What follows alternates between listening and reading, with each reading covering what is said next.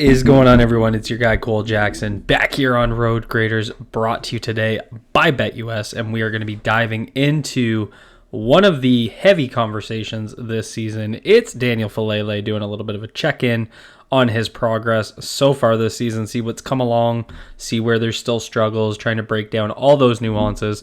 We're going to go through the pass plays, through the run plays, all that good stuff. If you guys are looking forward to this breakdown, if you're getting fired up for Sunday with a big matchup between Lamar Jackson and Jaden Daniels, go ahead, hit that like button for me.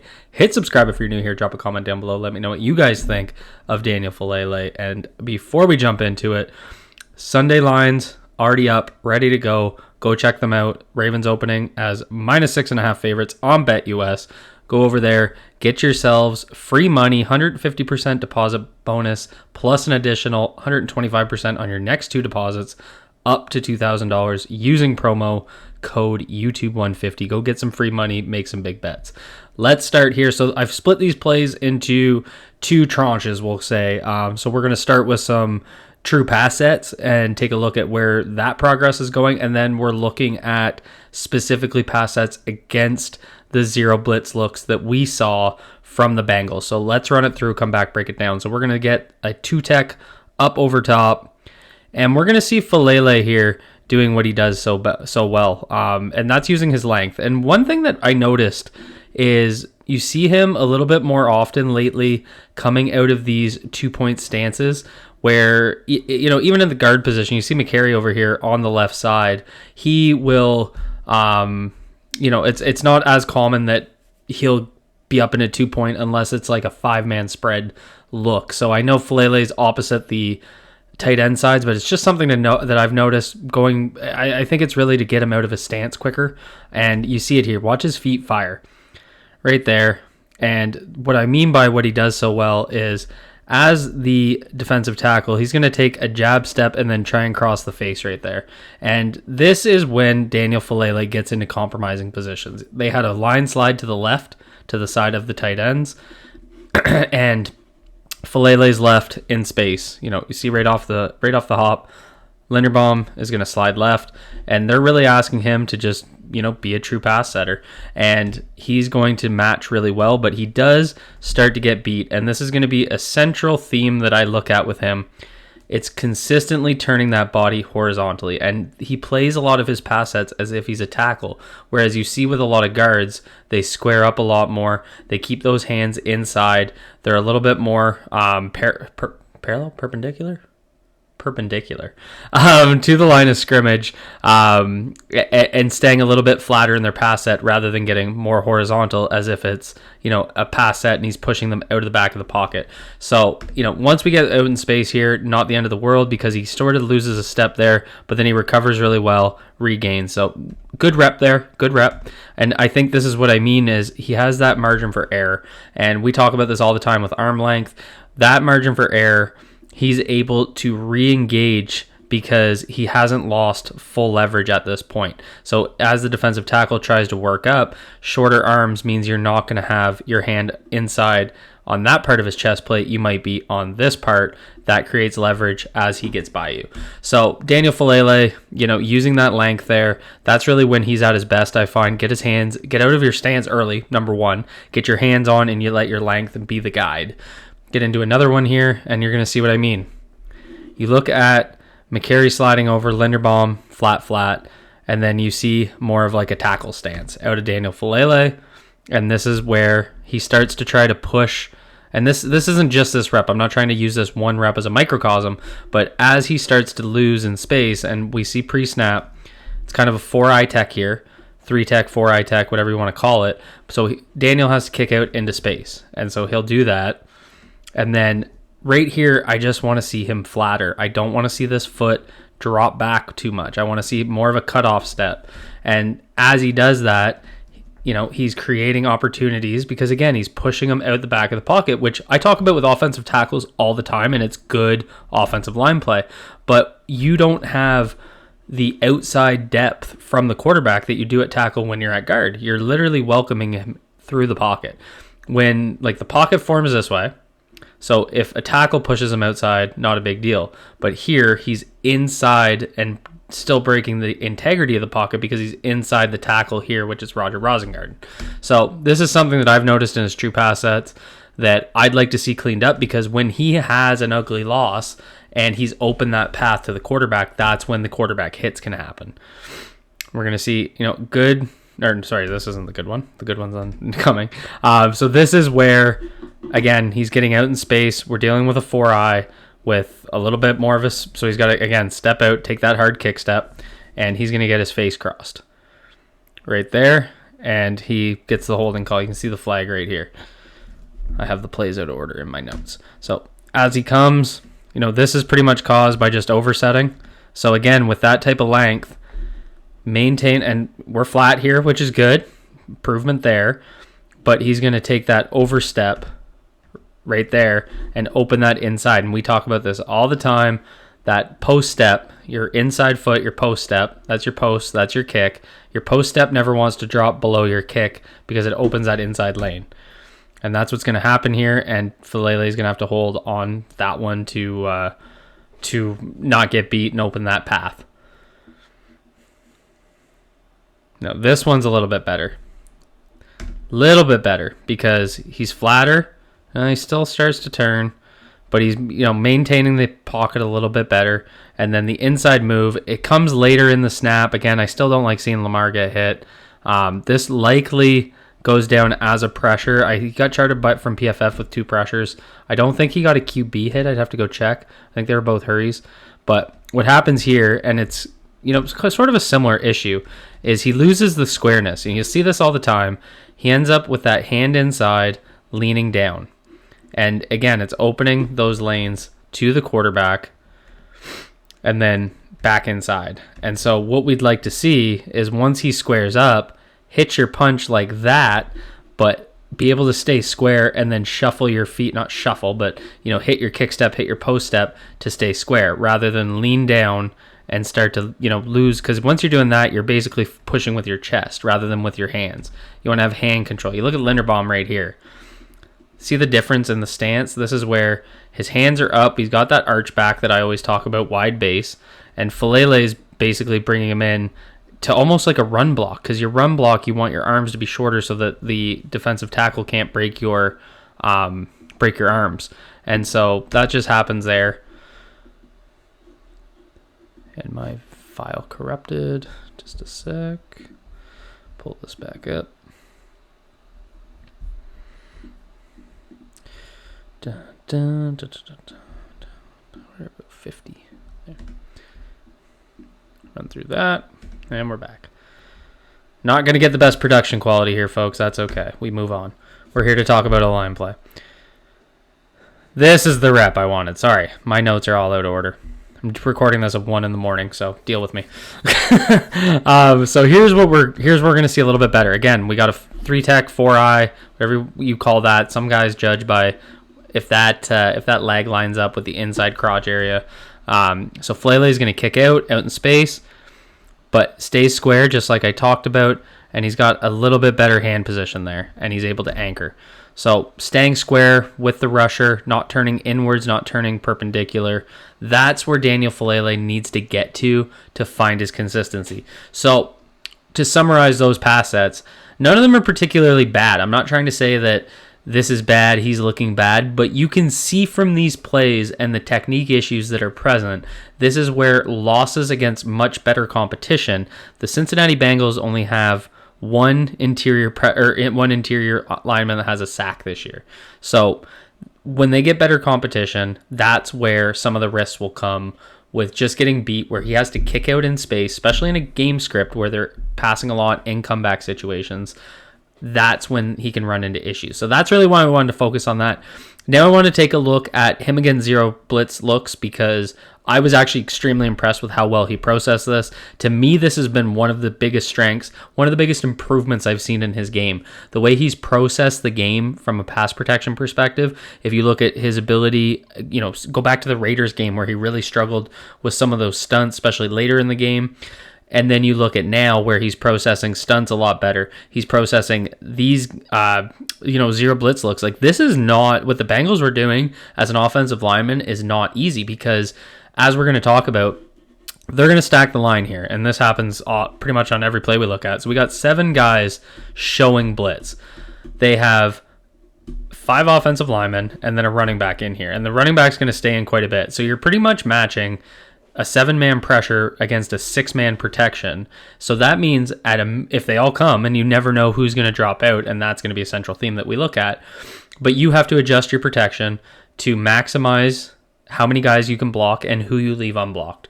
So as we run this through and we look, you'll see what I mean. So again, 7 are showing right now. 5-man or 6-man protection. Tight end might chip. You know, we got both Likely and Andrews out there. You see Andrews right there engaging in a block, and then he's going to release. So you got to chip off of that. So you see now 3 guys drop out. And this is where the processing is so important. This is why I'm going to harp on this. So what's going to happen up there once they get to the line of scrimmage, and you can see right here, watch Tyler Linderbaum, turn around, look at Lamar Jackson. They're making a protection call right now. And that's why some of these snaps came in so late. I know a lot of people were frustrated with that, but that's because they're trying to make sure that they have the right protection call. They're on the road, so it's loud. They have to do the silent count, but they're trying to get the protection in order to make sure that everybody knows exactly who they're blocking. So they're going to call this, and you're going to see Justice Hill step right across. See that? Because I saw this play specifically, a lot of people harping on FAALELE for blocking nobody. But you look at pre-snap, we have an edge defender showing. We got a linebacker stepped up here, right over top of the tackle as a 4-tech. We have a 2-tech, and then we have a 2-tech on the other side. So at the snap, Linderbaum's going to slide left. So they're going to match 1, 2, 3 against these 3 interior players. This guy's coming unblocked. That's your unblocked defender. They're going to get the chip here, but Rosengarten is kicking out to the edge defender. FAALELE has Jermaine Pratt, and Justice Hill comes right across to take the interior man. That isn't FAALELE missing that guy. That is the protection call. So, and I can tell it is because Justice Hill's eyes are glued right there, and he doesn't even hesitate. He steps right up. That is his protection call. So FAALELE is going to pass off here, look up at Pratt, and see he's going to bail out. So once he does, he goes and finds work. So, you know, it's just one of those things when you have to understand the assignment of the offensive line to be able to assess whether or not he did something wrong. So that's really what I'm focusing on. I think his processing was quite good there. He played his man. As soon as he saw that his man bailed out, he went and found work, helped Justice Hill out, took that guy to the ground. So again, we're showing 1, 2, 3, 4, 5, 6, 7. So 7 defensive linemen showing, or 7 guys on the line of scrimmage showing. They're not all D-line. Maximum 6-man protection because Hill's in. They have no tight end chips. 3 are going to bail out again. 1, 2, 3. Hill's coming across. Hill's coming across and Linderbaum sliding left because of where the because he has a 1-tech on his inside shoulder here. No way my video just failed again. Jesus, good Lord.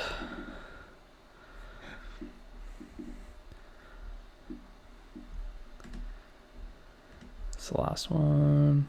No, I'm ahead. I'm way ahead. Sorry, folks. There we go. So Linderbaum's going to slide. Hill's going to come across. And again, Hill's coming across here. FAALELE takes the inside man. The inside man bails out. He's going to come. You see FAALELE start to adjust. And him and Justice Hill are going to take the unblocked guy. Now, this pressure comes because this is the play. Watch Roger Rosengarten. This is where he hurts his ankle. You're going to see him limp. So at some point when he plants here, he hurts his ankle, gives up that inside move. So I don't know what happened there, but when he planted, he lost all of his strength in his ankle. Now we get up to one of these sets where we have Ricard in there, so we have possible 7-man protection. But again, we have 1, 2, 3, 4, 5, 6, 7, 8 Bengals now because the tight end's in there showing at the line of scrimmage. And Daniel FAALELE is going to do a really solid job. So they are going to keep Ricard in there to block. And then Josh Jones is going to take whoever comes from the inside here, and Hill's actually going to go out in a pattern. And so FAALELE smartly just washes his guy down the line because you can see right here they have a full line slide called. And they're sliding the line to where Justice Hill is because he's going to be the check down guy. So you're going to see 1, 2, 3, 4 from Ronnie Stanley over to FAALELE. Everybody slides left. And FAALELE does a really good job washing down. Big catch there. Now we're again showing we have 2 tight ends in here, so the box is extra stacked. We got 3, 4, 5, 6, 7. FAALELE's got a process because this is an interesting one because he's got a 2-eye technique right inside, and he's got a 4-eye technique plus an outside edge defender. So a lot of showing here on the right side, and Linderbaum's going to slide right to compensate for that because they're going to slide to the strength of the D line. They're going to be less concerned about the linebackers, and so FAALELE is going to step. And he's going to be focused on Sam Hubbard. He's going to feel inside because they're trying to determine who's going to bail. Hubbard bails, FAALELE instantly adjusts inside and doubles with Linderbaum. And again, that's where your protection is matching the pressure. So really good work. I think he's feeling the protection really well there and adjusting extremely well. Another one here, and this is going to be the same thing. So he's going to pop up. His man is 57. He's going to see Jermaine Pratt start to bail, so he's going to cut back inside and wash Logan Wilson down the line. We're just consistently processing these. This one we're going to struggle with a little bit. They're going to bail out right off the bat 3, and this is where FAALELE gets stuck with an overset. He recovers a little bit, but we don't want to see that. So again, more inconsistency in his pass protection technique. Look at Rashad Bateman breaking some ankles out there. Watch him catch that. Geno Stone. Whoop. Love that. Now we get into some run play. So when you look at his pass protection, that's kind of my takeaway. Still some inconsistencies in applying his technique, but I think his processing has gotten a lot better. He's seeing the game better. He's getting more experience, more feel with Tyler Linderbaum and Roger Rosengarten right beside him. That's a positive. I'll definitely give him kudos on that. Now we get into some of these run plays. The focus that I'm going to be showing you guys, when Daniel FAALELE can play inside zone, duo, power, basically where he's down blocking or staying in tight, working ace blocks, deuce blocks, that sort of thing. Doing a much better job, and we're going to see that in this game. When he needs to get out in space, climb, anything on tosses, pulls, that's where things get a little dicey. So let's start here. And one thing that I thought he really struggled with for a dude this big is gaining leverage and then maintaining it. And I find he's gaining leverage a lot better. Still struggling to maintain it a little bit. It's a lot of it's his pad level. Like we'll go through it with specific examples where he lines a guy up really well, takes good leverage in terms of his hand positioning, but then his pad level is too high and he just loses that leverage and isn't able to drive block. So let's start here. We're going to see just inside zone to the right, and this is what I mean. FAALELE is just going to work that double with Tyler Linderbaum. And this is a double team. I don't want to glorify a double team, but watch how Linderbaum's job here is to try and bang the one tech over to the inside or outside shoulder of Daniel FAALELE. So they want to get his helmet over here, and FAALELE washes him down while Tyler climbs into the second level. And you see that right there. And FAALELE reaches here, and you can tell at this point, as Tyler's impact comes, he's taking his hands, and his hands are going to slide this way. Right there. So he's working that much better. He puts his guy into the ground. Again, off a double team, Tyler climbs into the second level. But these were some nuances in the run game that I thought he struggled with quite a bit early in the year. Just, maintaining leverage, getting to the right shoulder, just kind of that spatial awareness of understanding where he needed to move bodies. And now we're seeing that a lot better. And again, that is inside zone, much tighter against a one tech. He's got a two tech head up on him here. And this is going to be like a lead zone, we'll call it. Basically, they're inside zone right. You're going to get Ronnie Stanley kicking out back to the left here to open that cutback lane. But they're going inside zone to the right. So they're going to work that ace block again with Tyler Linderbaum. Ricard's lead blocking. And Henry wants to cut back here because that gap opens massively. Stanley kicks out really well, but McCary loses his rep here. But look at Linderbaum and FAALELE creating that cutback lane. And again, so if we focus on FAALELE, Linderbaum's going to bang down, and then Daniel FAALELE is going to maintain that leverage a lot better, get him across, be able to seal that. If McCary is able to move his guy a little bit better, cut him off, he opens that cutback lane. Unfortunately, McCary just gets bulldozed there. Is that by Sam Hubbard? No, it isn't. But, you know, that's, again, showing improvement in the run game, in my opinion. Again, we're in tighter here. This is going to be on a counter bash play. So just to break down what's going on here, you're going to have two options. So you're either going to get an outside zone handoff with Justice Hill as the lead blocker to Derrick Henry, and it's called counter bash BA, back away, because the back is going away from the pullers. And so it's a counter bash because the counter option, and this is an option read, Lamar's going to read the interior and decide if he's going to keep it and follow McCary and Stanley. And so FAALELE's job, same with Rosengarten, is to down block on this right side. And so Lamar's going to keep it. Rosengarten is going to lose his leverage there, but FAALELE holds that up pretty well. And this is what I mean. He's just down blocking. You can see him caved in, and this is where I do want to see him horizontal, just caving his guy in, creating that gap. I know a lot of people look at this and say, why didn't Lamar cut it up? That's not really how this works. He's following his blockers. Rosengarten's got to maintain that leverage, because if he does, you got Ronnie Stanley and Patrick McCary getting out there 2v2. If you clear it, so just if Rosengarten's able to drive his guy out, Stanley's going to hit that shoulder. Lamar's going to cut it up there. That goes for 6. Lamar has to try and cut it outside. This was the play with the safety. A lot of people, including myself, fully admitted I thought this was on Daniel FAALELE. It looked like outside zone right. It's not in the clip, but Isaiah Likely motions over from this tight end alignment to the opposite side, ends up here. So based on the pre-snap look from the all-22 angle, and this is why you should always look at all-22, if they're going to go outside zone right, which is going to go up here, Rosengarten needs to drive the 4-tech over top of him.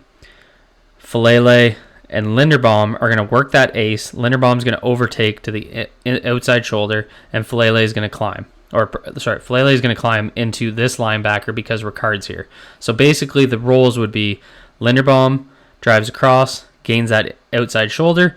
FAALELE is going to provide that help to allow Tyler to get over there and then climb up into this linebacker. Rosengarten should be driving here, trying to drive it right. So basically overtake that shoulder, drive right. Patrick Ricard up here, likely kick out. Let's see what happens after the snap. Snap happens, and for some reason Sam Hubbard's running open. Rosengarten's blocking nobody. And you can see right here, Linderbaum is overtaking that shoulder, and FAALELE is getting ready right there to climb into that guy. So this was on Roger Rosengarten. If you watch Rosengarten, he doesn't even remotely block. He jumps out to Isaiah Likely's man. That's why I mentioned the motion. He's going out to double team. I honestly think he didn't realize Likely motion. It's the only thing that makes sense, because he takes such a harsh step right to go at this guy. Then he looks up because it's like he sees Likely and then goes at him, but the tackle's being made. Ricard is not expecting that guy to come unblocked. That's why he's so late on that. So that's just a tough one. But I do apologize to Daniel FAALELE for blaming him for that. That to me is on Roger Rosengarten now that I see the all-22 angle and where guys are pre-snap. Again, down block opportunity. You're just going to see FAALELE clear out and do a pretty good job of it. And again, he loses leverage a little bit there at the end, but much, much better.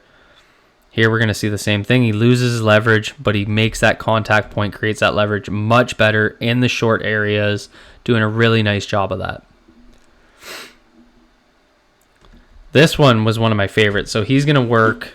They're going to go, so I have it right. Yeah, they're going to go zone left. So it's inside zone left. He's going to work the deuce block with Rosengarten. So he's got to, they're both stepping left. So he's got to bang down into the 3-tech, allow Rosengarten to gain that inside shoulder, and then he's got to climb to Pratt. And he does this so well on this one. See, look at that bang, climb to Pratt, and it creates a little bit of a gap there. Rosengarten just gets a little overtaken. He's not over to take over and clear that block, but Daniel FAALELE does his job. This is going to be the funniest play you see all year. Daniel FAALELE gets his first pancake of the year, and it comes off a play in which he tripped. So they're running a sweep to the right, and FAALELE is going to fall and then absolutely smash. So here's what when we talk about pad level, this is why FAALELE, they're going to pin with Jones and sweep with the other 3 linemen. So Jones pins, there's your 3. They're going to leave Hubbard unblocked, and FAALELE is your kick out man. So watch him trip, get pad level, and if he could play like that, if he could play that low on every snap, I swear to God, this would be a completely different player. Now I brought this because I want to show him in space. That's where I still think his limitation is. So you're going to see him on so this is going to be a toss where there's not really a pin. You're going to kind of get a pin from Mark Andrews, but you're getting like almost scoop steps here from the offensive line. So they got to go hard right, and FAALELE's got to overtake the shoulder of the 3 tech. And, overtaking, you're going to see McCary over here, who's got to overtake a 0 tech. So he's got to jump a full gap to get over there. FAALELE just has to go a half gap. And FAALELE just can't get there throughout the whole rep. And Rosengarten actually gets out there in space. And I think it would have sprung Henry for a little bit more. But FAALELE just isn't athletic enough to get to that shoulder. And that's going to maintain... It's just going to continue... Jeez, I'm all over the place here. That's going to continue to be a limiting factor. He just can't get there. And this is the type of offensive scheme we're seeing where I think that's what Todd Monken wants to do. This is going to be the last play of the game. So this is where Ronnie Stanley's going to do some beautiful work. Tylan Wallace is going to miss the pin and then end up making a beautiful springing block. But it's kind of the same concept, because what's happening here is FAALELE needs to get up here and grab Logan Wilson. So he's got to cut up and get that inside shoulder of Logan Wilson. And he just, again, isn't able to get there. Wilson ends up taking a terrible pursuit angle, isn't able to do anything about it. And Henry goes for a first. But that's what I've seen from Daniel FAALELE. Long video, but if you guys enjoyed this breakdown, hit that like button. Drop a comment down below. Let me know what you guys think. If you're new here, hit subscribe so you can jump back in, see more offensive line videos, and more from the Ravens. Thank you to betUS for sponsoring this video.